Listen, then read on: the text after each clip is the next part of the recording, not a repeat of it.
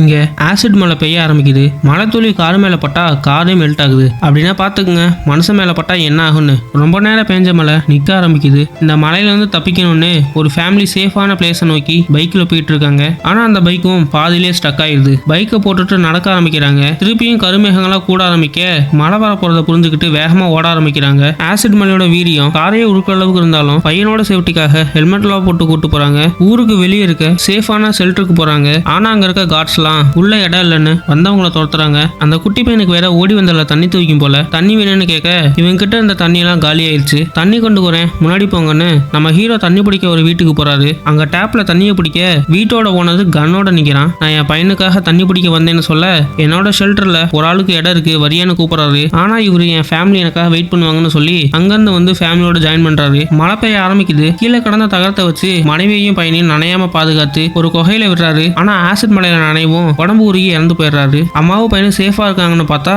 அந்த குகையில வந்து தண்ணி சொட்ட ஆரம்பிக்குது. பையனை குகை வழியா போக சொல்லி தண்ணி லீக் ஆகிற இடத்துல உடம்ப வச்சு முட்டு கொடுக்குறாங்க. ஆனா ஆசிட் மலையை தாங்காம அந்த குகையை உடஞ்சு விழுந்துருது. அந்த பையன் தவழ்ந்து ஆசிட் மலையே இல்லாத இடத்துக்கு போய் தப்பிச்சிடுறான்.